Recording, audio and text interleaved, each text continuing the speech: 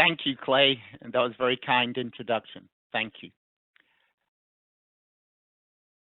In this downturn, I have a son who is a petroleum engineer. I have a niece that is a construction engineer supervisor for one of the major oil companies. So really, this presentation is built on the experience of them coming to me and saying, I don't know how you did it, but you had a 43-year career in this industry that right now is so challenging for me. And so I reflected on that, and that will guide this discussion today. Each person's experience is different. The answers that you come to that successfully guide you through times like this in the industry are different, both when I was facing these challenges early and mid-career and when you are today. But the questions, they remain the same. So we're going to look at the industry, oil and gas cycle that we're in, what it looks like when we're often first hired, which is during the boom, how we make that transition, and then hopefully by the decisions that we make, we enter a post-boom environment where we prosper. We'll then finish out with the breakouts and discussions and questions. Let's go ahead and think about what boom, bust, boom, what's that all about? Well, the first thing I would say is, what are the questions? And really, to me, the questions today are relevant because you have to ask yourself, what skills, experiences, and attitudes have I developed as I've gone through a boom into a bust, especially in early career, that are going to allow me to survive an environment where cash flow is king? What am I going to do to build the resilience of my career and my portfolio of skills during this time, so that as I move from a time of freely available risk capital to one where cash flow is key to the survival of the companies that we work for at this stage of the industry cycle? So what controls this playing field that we build our careers and our dreams on? Well, at any given time, it's the price of oil and where we are in the industry cycle, from looking for reserves replenishment as prices increased as we enter the boom, to where we meet that scenario of increasing production and price instability. Question is, what do we do today to make sure that we succeed in the years ahead and we're ready for hopefully another boom or for another bust? But either way, we survive, we prepare, we prosper. This slide is from the BP Statistical Review of World Energy 2020. BP have been providing this industry benchmark since 1951. In it, they look at the state of the industry. They look at what drives the opportunities for our industry, which is demand for energy, and project out how that will control their deployment of both human assets and capital assets for a successful company in the years ahead. When you look at this slide, the first thing that I think is really interesting is that when I was hired in 1977 into this industry, it was the highest price for a barrel of oil since Drake's Well in 1861. And I thought it was normal. It was all I knew, and yet I was being hired in the biggest boom for 115 years.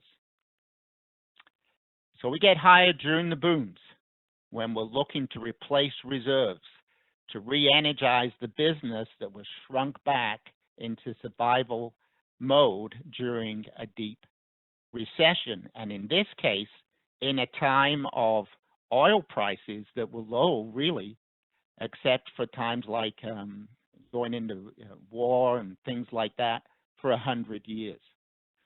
We survived then by delivering value during that downtime so that we can prosper in the boom, sorry. And so we can see that as I went into that boom thinking it was normal, I soon learned it was not.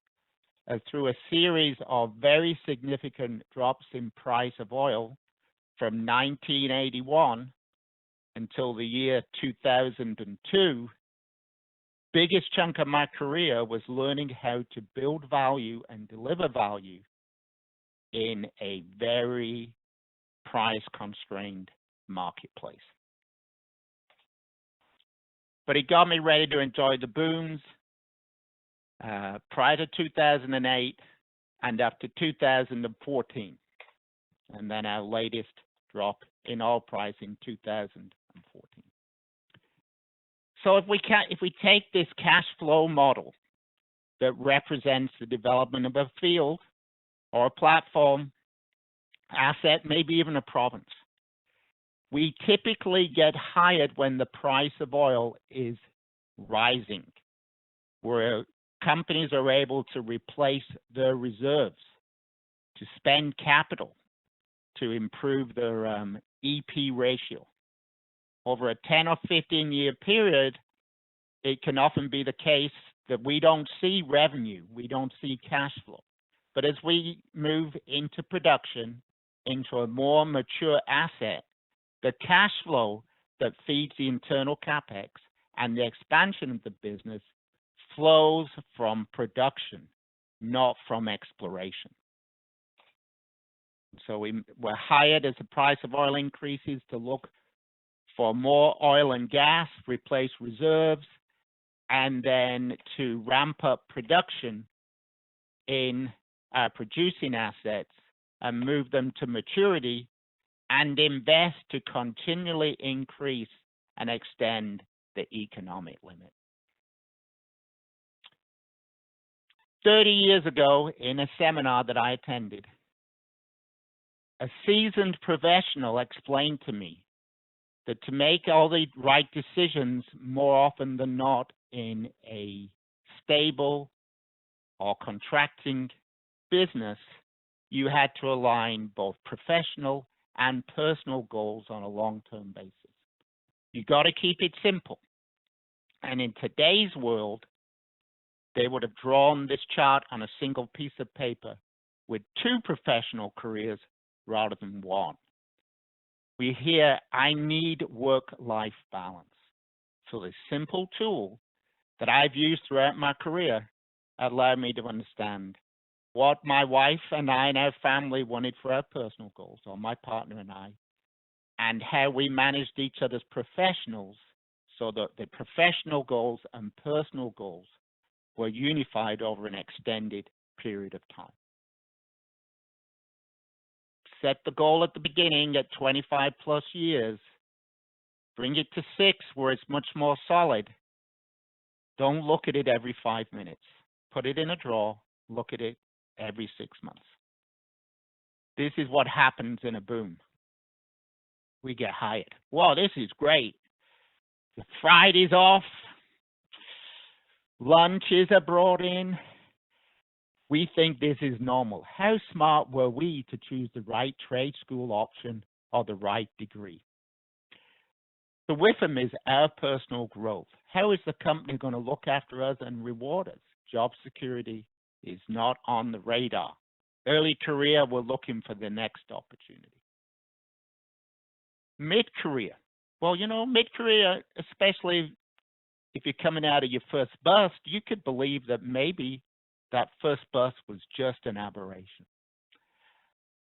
You're developing technical skills. You know that it's not just technical skills any longer, which is what you're hired for in the early career stage.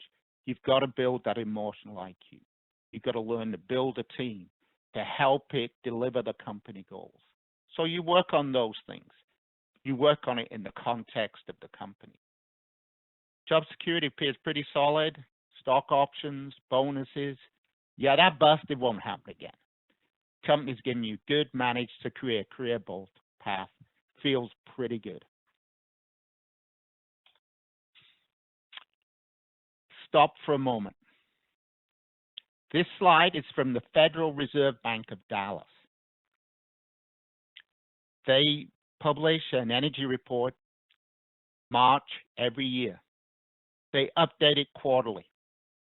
When I read those updates from operators and service companies in the state of Texas, I am reminded of the phrase from Shakespeare, the best laid plans of mice and men. And with our terrific uptick in production in the state of Texas and other parts of the United States, we have displaced OPEC as the swing producer. We can ramp up production quickly, cut it off quickly.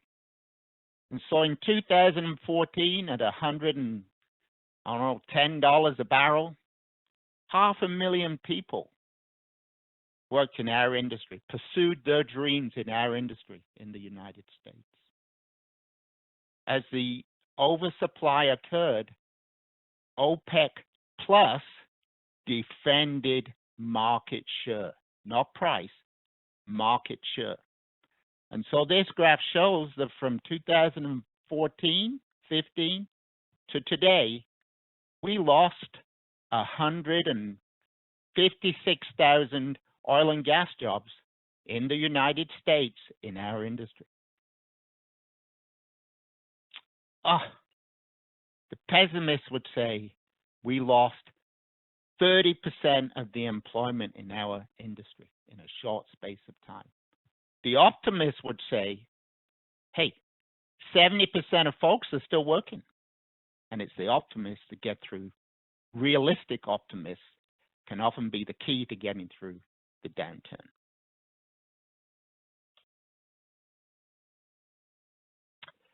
So how do we transition? Well, first of all, managers now look at the early career folks and say, okay, who's going to get us through to the next boom? Opportunity pretty much ceases. Survival is paramount. Personal development moves to survival, and job security is everything. It's pretty uncertain. Company cannot promise that they will be able to keep you and develop your career forever. You have to start managing your own career in the context of the industry and the company.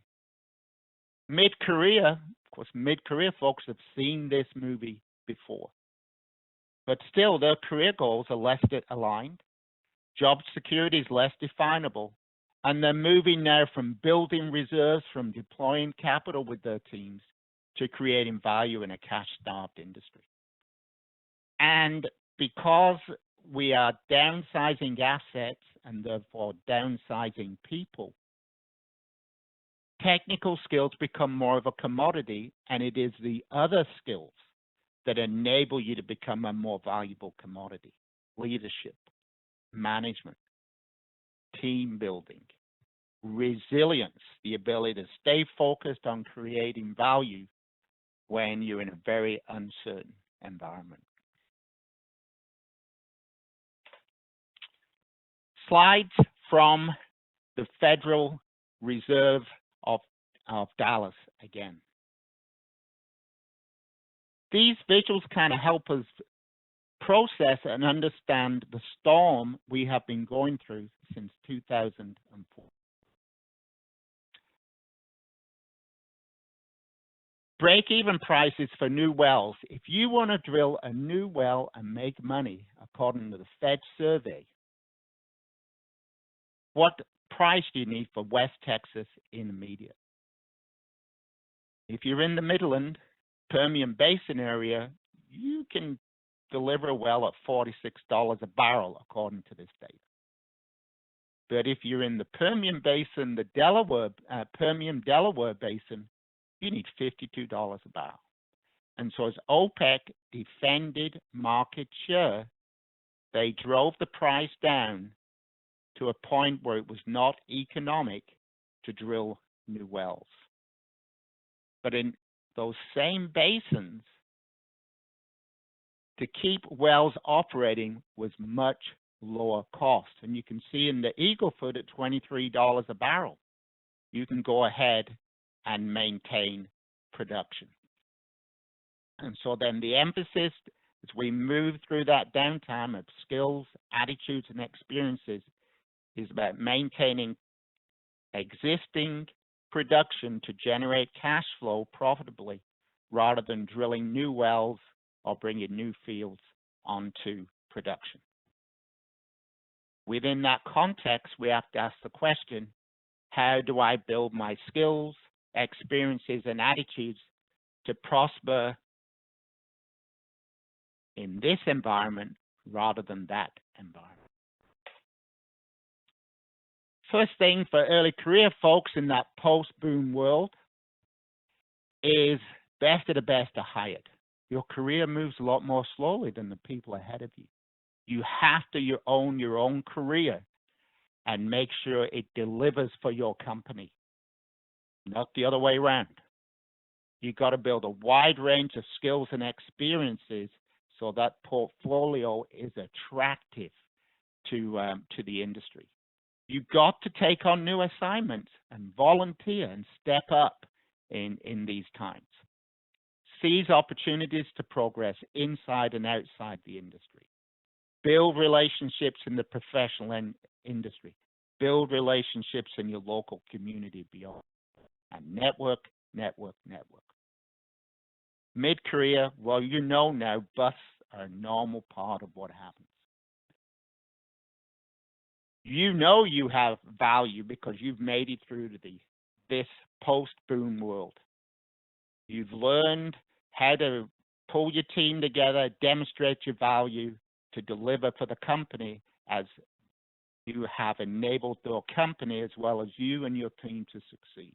But still, you're building your skills every day, you're networking, and you're taking on new assignments and volunteering.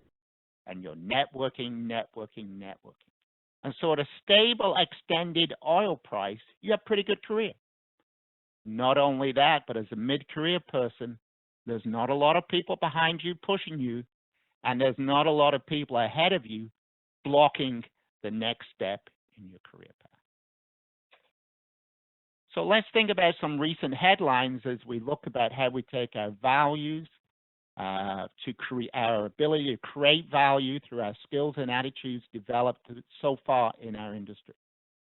ExxonMobil are doing divestitures, and they're saying we're going to focus on Guyana and existing production that is profitable, that allows us to maintain our dividend. Many, many oil companies are divesting mature fields to smaller groups that will enable them to be profitable. So divestments can be a threat, but divestments can be an opportunity. Find out what companies are planning to do by reading their annual reports and presentations. Make sure you're aligning your career path and activities with what they plan to do. Interestingly enough, at CERA this week in Houston, we're still going to have a great industry. CapEx is projected to be $500 billion a year. They're talking about how do you distribute all this green energy? Well, you distribute it with pipelines. And horizontal well technology is being put in place in Canadian geothermal. So the industry may provide a pathway for you, or you may need to take the skills and attitudes and experiences from our industry and just move them over a little bit to solve different problems. Korea, big importer of LNG, just announced a $43 billion offshore wind project. They build platforms all over the world, offshore wind platforms. Same with BP and Equinor. Couldn't drill offshore Eastern United States, So they're going to put in place offshore wind projects. Do you have the skills and attributes that would let you deliver value in those new energy arenas? Texas, largest producer of oil and gas in the United States, encouraged Tesla to move to Texas. That tells me non-fossil energy is important to the leadership of the state of Texas. And we see other positioning by different companies to expand their participation beyond fossil energy, fossil fuel. But remember this, we're still going to have a business that needs $500 billion of CapEx. We still have a great business. So we're going to go ahead and move to 3 breakouts for networking and for sharing of how to solve the problem. We're going to have 3 breakouts. The first one is consciously choose career assignments, experience and skills for when cash flow is king. If for some reason the industry can't keep you, or you can't find a place in it, then how do you leverage industry-specific and non-specific skills to where the CapEx is migrating? Wind energy, other areas, pipelines now moving energy in addition to oil and gas. During the last downturn, many of my friends moved to environmental. Or C, is it time to go ahead and just do something totally different? The breakouts will be 15 minutes. You'll all come back and somebody from each group will give us a 2-minute elevator speech format of what happened in that group. And we'll make sure that everybody gets an email of everything that happened in each breakout. To help that conversation, we've set up some conversation starters.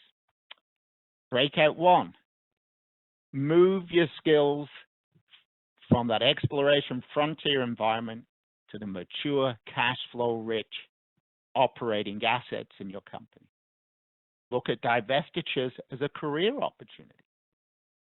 I met somebody, a hedge fund manager who had started his own hedge fund with 2 experienced petroleum engineers who would buy mature assets in South Louisiana, tell the hedge fund manager to get X million dollars so they could work over the wells. And in 6 to 8 weeks, they paid back that money that they had borrowed and were able to move on to the next field. He couldn't believe it. He couldn't believe the opportunity in small, mature fields. Become multidimensional. Add to your skills so that you're more valuable when cash flow is king. And remember this, be flexible and recession-proof. Breakout 2, non-specific skills. Which companies are going to use the experience and skills developed in offshore oil and gas to build offshore wind installations? Who's got the track record on that? Is that your company? What other industries deploy drilling, production, and reservoir engineering processes? Environmental, mining. Lots of industries use what we do. And because many industries invest in oil and gas or provide services to oil and gas, can you transfer over to them to make them more successful in our business? And then finally, sometimes you just got to think out of the box. In the 1980s, when I saw my first big bust, GIS was just beginning in our industry. The developers of that were laid off by a major oil company. They used that technology to help commercial real estate companies deploy gas stations at crossroads across America.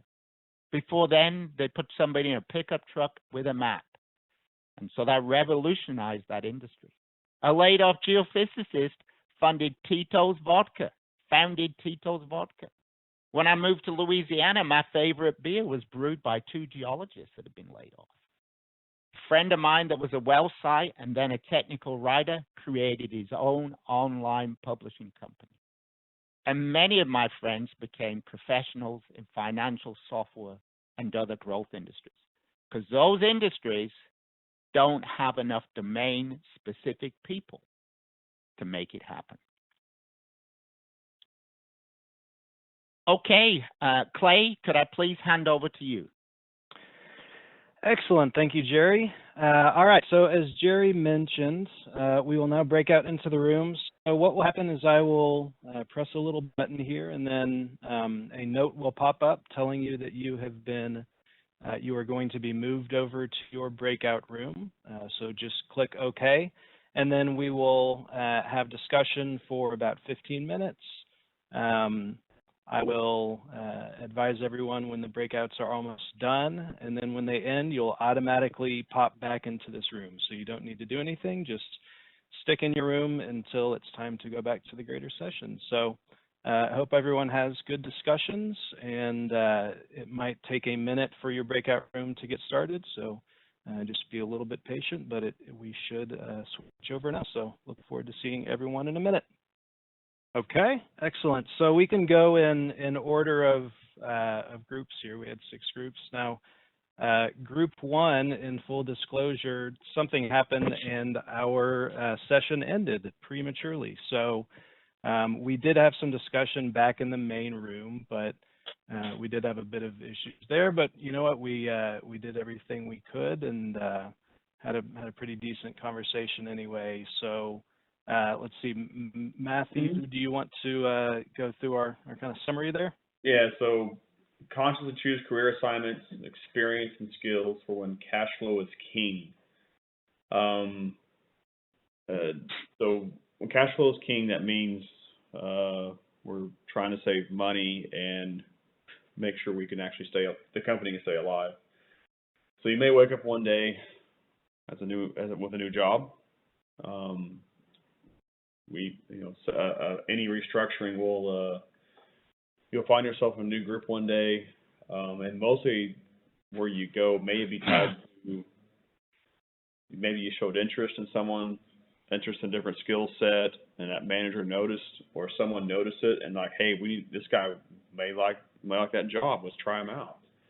So attitude is the best. Like, we had quite a few people come to our group with absolutely no drilling experience whatsoever, and the attitude they brought with them was really telling of how and they're already successful. So, and transitioning to new skill set, being curious, before, now we're in the middle of the downturn, but reaching out and networking.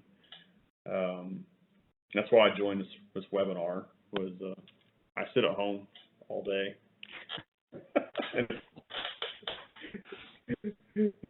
Don't have many face-to-face meetings, and then know your vendors. If you're oil, it works on both sides, operators and service companies. But if you don't, there are people too, and they will give you a lot of good information, and to be successful. And then when the company is going into a development project, there's almost a multitude of ways to make the operations more efficient, fix things, and almost endless amount of possibilities there to bring value. A lot of people, I've seen people not check their invoices, and that's the money going out the door. If they don't check their invoices at work, I don't have a need for them.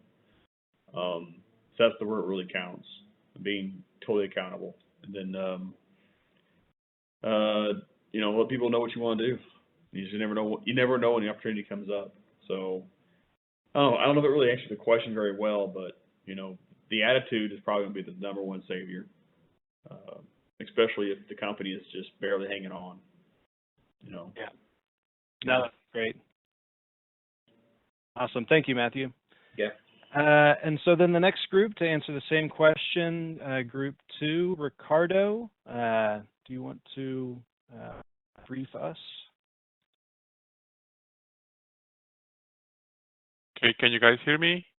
Yeah. Loud and clear. But I don't know if you can see me. So anyhow, so in my group we were 3 people in total. There are some people that declined the invitation. So what we discussed into this same question, consciously choose a career assignment, experience, and skills from where cash flow is king. We talked about from each one of our own experiences that in an ideal world is when we look into opportunities in different geographies to widen the experience, depending on where you work for different groups, organizations within the company. We can also purposely look into expose ourselves to a wider networking. And sometimes, depending on where you work for, leveraging of the company internal programs and opportunities, such as apply for different positions in different departments, rotational assignments, etc. We also talked about a reality check with the current environment, with the risk of losing a job still there, that can create some sort of a fear, if you will, into each one of us. And sometimes fear can lead into paralysis, that we don't do anything because we just concentrated on that. So be mindful of that. Be mindful of your current state and position, and understand that in these troubled times, one way to contribute to the company is keep adding value in your current position, and at the same time, ask yourself the questions about flexibility. I'm willing to step out of the comfort zone. Depending on the answer to that question, then you can put yourself into what we call action mode, into what can I do different next time. So that's the summary of our group. Very good. Awesome. Thank you, Ricardo. Let's see. Jerry, you had question number 2, and who did you say was going to be your speaker? Elizabeth will speak on behalf of us. Excellent.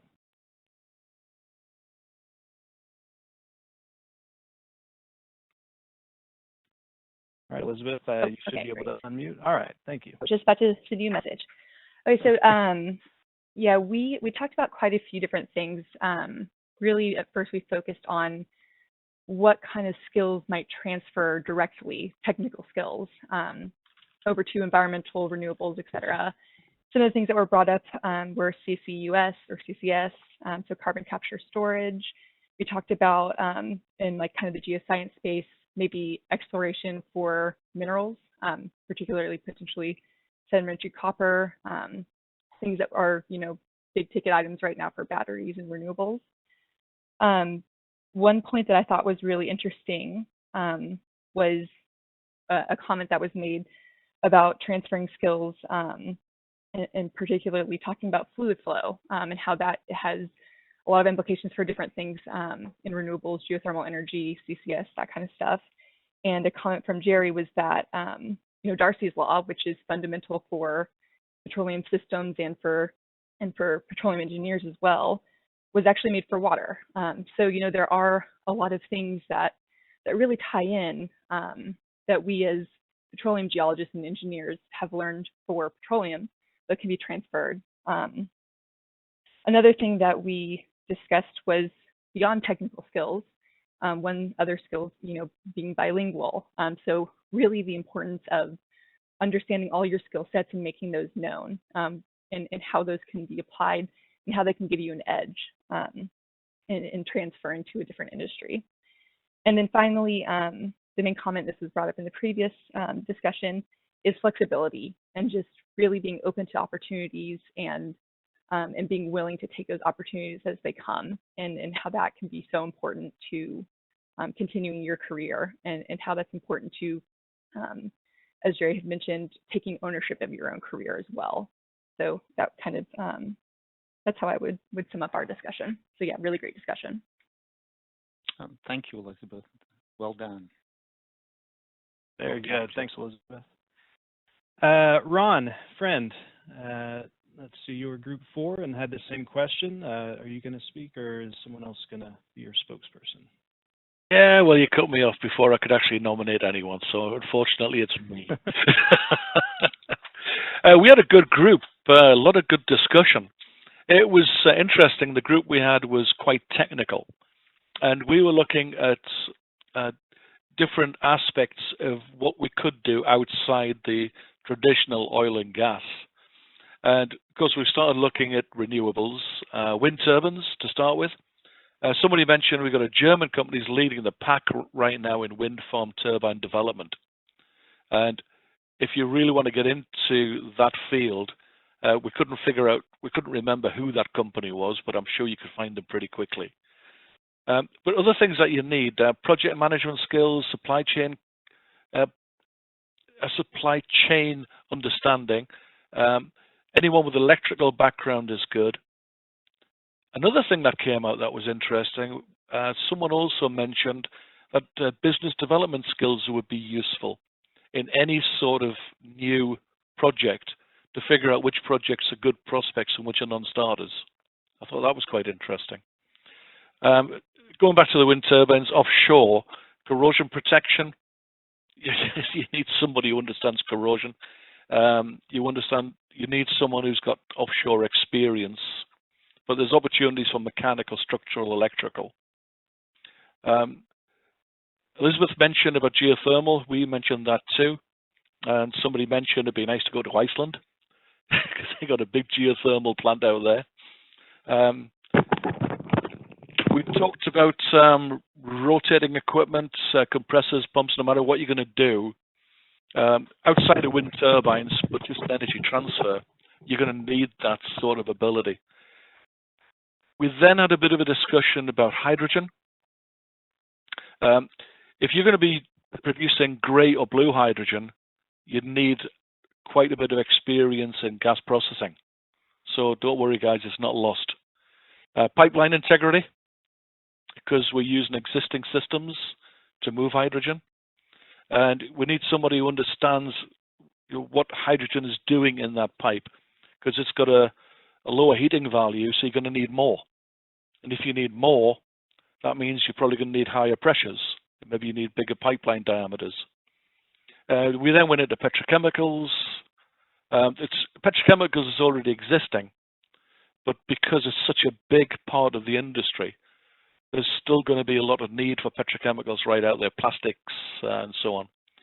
And we finished the discussion talking about mining. And somebody mentioned about, we could use the techniques we use in drilling in new aspects of mining. So injecting waters or solvents into the ground, flushing out materials. And then we just finished off with, we just said there's a lot of companies now are getting into these sort of things. So the big energy companies right now, even utility companies. And don't forget that we're going to need knowledge of regulatory issues still, in safety, particularly in auditing. So it was, you can say it was quite a big discussion, but it was very fruitful. That's about all I've got, guys. Excellent, wide-ranging. Thank you, Ron. All right, so now to move to our last question. We had two groups on that. Samantha, are you going to present for your group? Yeah, I can speak for my group.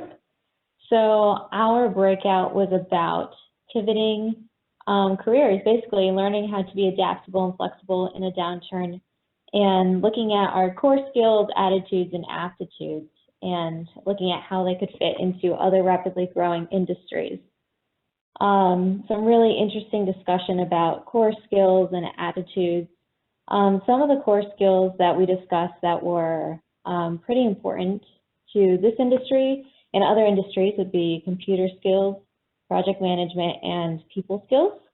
And then some interesting discussion about our attitudes.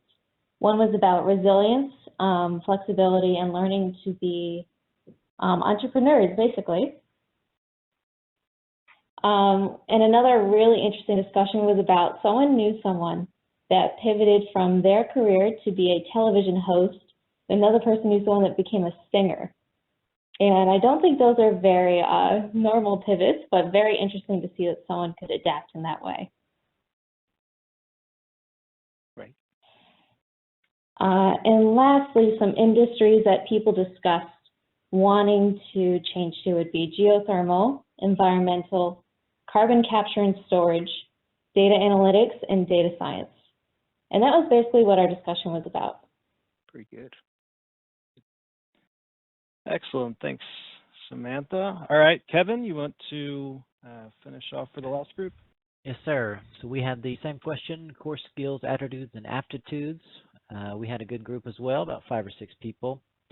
The examples we had of people working in oil and gas and transition to other industries were we had geologists that could go into the mining industry. There's minerals required for solar panels and for batteries and other things. That was a very interesting example. We also had a real-world example of an industrial designer that worked on offshore, went into business producing specialty glass for sight glass for vessels and ocean-faring vessels. I think that's a perfect transition there. There's also opportunity for new technology to reduce emissions at existing sites, especially to start up a company that focuses on reducing emissions. You know, someone that has firsthand knowledge of these sites, they could easily transition to that with the right skills, using solar instead of fuel, and new generator engine types for some of the examples. As far as being flexible, how do you redefine flexibility? You make yourself valuable to your employer, but also be flexible to step into any role as needed. And making sure your employer knows that. I think that's, you know, to bust-proof yourself. There's also a big digital transformation happening, so you need to acquire the right skills for that, such as simulators instead of an actual oil well, and making a simulation, using a simulation, making it accurate. How do you make your simulation as reliable as any other simulation? Machine learning and AI comes into play. Do you have one of those skills? And that is very applicable to many other industries, not just oil and gas. And of course, networking is crucial. Our example was regulatory industry or regulations. I think Ron mentioned that. Networking is crucial to that. So you can talk with your colleagues because it moves so quickly, keeping up with what's changing, and you can really get your foot into the door to other opportunities with that networking base. So that was our discussion. It was good. We had some pretty spread out people, Libya, Egypt, Houston, and Canada, so a diverse group. Excellent. Thank you, Kevin, and thanks everyone for the discussion. Jerry, do you have some final comments before we move on to the Q&A? No, I have one final comment on networking. Try to network before you need a network. Try to network before you need that network. And secondly, if you network with somebody, I was taught this many years ago, at the end of a conversation, always end it with something like this. Oh, appreciate your time. Is there anything I can do for you? Okay, off we go. Very good. Thank you, Jerry. All right, so we had a couple questions come in through the chat outside of the normal discussion. And we do have a few more minutes if anyone has additional questions, so just type them right there in the chat. Let me pull those up here. So the first question, and this is timely, it says, are recent events in the southern U.S. indicators that weatherproofing sources of energy is an area of need? So my comment to that would be this. I have a really good friend who's a reservoir engineer. And I always thought it was so cool that he could be wrong every year and be paid a lot of money to get the right answer doing history matching. But if the shale oil and gas experience has taught us anything, is that the past does not predict the future. And so we should look to the future to tell us how to build our careers, not just to the past. And having been here in Houston, I would say I probably would feel a little more comfortable if our electrical industry looked to the future as well as to the past. Good comment. Good comment. And then the next question says, do you have any advice on how to start these conversations if my organization or work group is not looking to future shifts in the industry? Yes, I do. I would state clearly that I want my career to be with that organization, and that I want to be able to help the organization prosper so that I can. And I would finish by saying, what do I need to do more of, stop doing, and start doing for the first time so that I can be successful and help the company be successful? And then I would shut up and listen. Very good. I don't know if that helps, but no, I think that's good. All right. Well, thank you guys for the questions. Hey, Jerry, thank you for a really, really good presentation. And thank you everybody for your patience as we tried to work through the breakout sessions. A few snags, but you guys really made it happen, so I appreciate it. So that wraps it up.